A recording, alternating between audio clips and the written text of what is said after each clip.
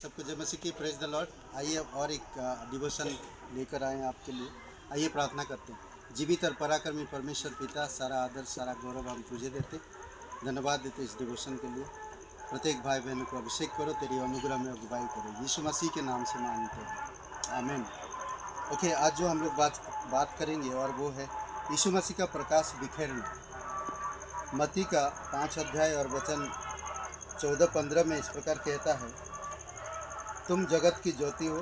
जो नगर पहाड़ पर बसा हुआ है वह छिप नहीं सकता, और लोग दिया जला के पैमाने के नीचे नहीं परंतु दीपट पर रखते हैं, तब उससे घर के सब लोगों को प्रकाश पहुंचता है। कुछ बातें हम लोग यहाँ पर देख सकते हैं।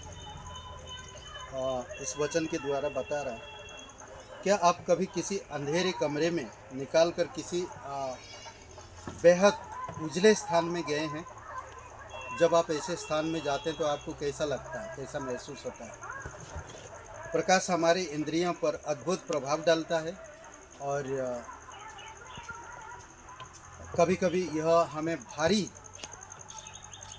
पड़ सकता है। जैसे कि पौलुस का जीवन में हम देख सकते हैं। पौलुस यीशु मसीह के लोगों को सता रहा था और परेशान कर रहा था, और फिर क्या हुआ? जब यीशु का उजाला आया तो वो देख ना सका, पूरी तरह से वो नीचे गिर गया और 3 दिन तक उसने अंधेरा में रहा। और फिर जब यीशु का अभिषेक कोई आया तो उसे उस पर प्रार्थना किया, उसके ऊपर हाथ रख कर प्रार्थना किया तो वो देख सका। कभी कभी हम हो सकता अचानक उजाला तेज रोशनी आता है तो हम बहुत चीज़ें हो सकते हैं, तो बहुत सारी चीज़ें हमारी रोशनी खो सकते हैं हम। इसीलिए प्रभु यीशु मसीह वो उजाला है और हमें उजाला में बुलाया है, और हम उसको समझे ना। बोलते हैं कि लेकिन जिसे जीने के लिए प्रकाश जरूरी है, जीने के लिए प्रकाश जरूरी है। इधर नहीं के लिए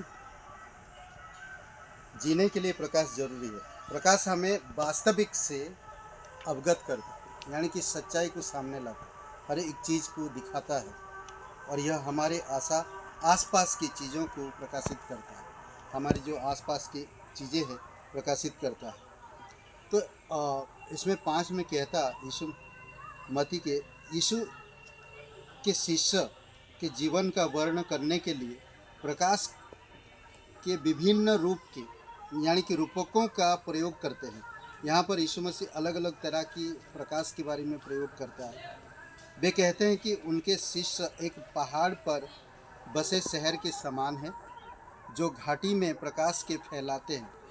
पहाड़ के ऊपर बसा हुआ एक घाटी में, ताकि दूसरों को प्रकाश पहुंचा सके। वे यह भी कहते हैं कि हम एक दीपक के समान हैं, जो दूसरों के घर को प्रकाश देते हैं। 15 वचन में करेक्ट। यीशु के एक शिष्य का जीवन उस प्रकाश के समान होना चाहिए, जो दूसरों को दिखाई दे। आपके कार्य, आपकी गुण, आपकी स्वभाव, आपकी बोल दूसरों को दिखाई दे, यानी कि चमकता रहे दूसरों को। तो हमारे पास जो प्रकाश है वह क्या है? सबसे पहले और सबसे महत्वपूर्ण सुसमाचार का संदेश, और यही सुसमाचार का संदेश हम लोगों तक तो पहुंचाते हैं और लोगों के जीवन में प्रकाश देते हैं। सुसमाचार का संदेश, हमें इस बात का ज्ञान दिया गया है कि यीशु ने हमारे लिए क्या किया है, और यही ज्ञान सब कुछ बदल देता है, यानी कि सबके जीवन बदल देता है। अब हमें इसके कारण एक नया जीवन मिलता है इस सुसमाचार की वजह से। लास्ट में मैं अंत में कहना चाहता हूँ, ओके, तो हमें यह संदेश इसीलिए सौंपा गया ताकि हम इसे दूसरों के साथ साझा कर सकें, और हमें जो लोग अंधकार में हैं उन्हें प्रकाश दे सके। यीशु का संदेश और आशा एक उज्जवल प्रकाश है जो वास्तविक को प्रकाशित करता है। अद्भुत है, जो आज यीशु मसीह पर विश्वास करते वो जगत की ज्योति है, उन्हें प्रकाश दिया गया है। यीशु यह भी कहते हैं कि जब हम उसके संदेश दूसरों के पास ले जाते हैं, उसका प्रेम, उसके संदेश दूसरों को देते हैं, तो वो लोगों का जीवन तनाव, परेशानी, अशांति, निराशा, तो उनके जीवन में खुशियाँ आती है। प्रेम के बिना हमारे कार्य निरर्थक है।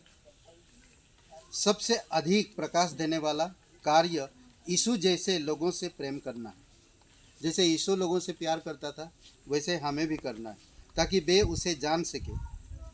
आज विचार करें कि आप अपने प्रेम के माध्यम से आपके आसपास के लोगों के कैसे आप प्रकाश बन सकते हैं। तो ये इम्पोर्टेंट है। अगर यीशु कहता आप जगत की ज्योति हो, तो आप कैसे लोगों को प्रकाश देते हो? आपका जीवन क्या चमकदार है? लोग देख रहे हैं आपकी चमक को ना। तो ये बहुत इम्पोर्टेंट है। इसलिए परमेश्वर के प्रेम में, सिद्धांतों में, वचनों में बढ़ने की ज़रूरत है। आमीन। आइए प्रार्थना करते हैं।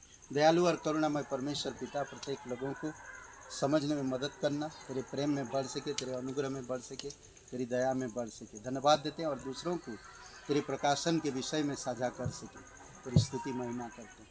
प्रत्येक भाई बहनों को अभिषेक करो, ब्लेसिंग करो, तेरे सिद्धांतों में अगुवाई करो। यीशु मसीह के नाम से मांगते हैं, आमीन।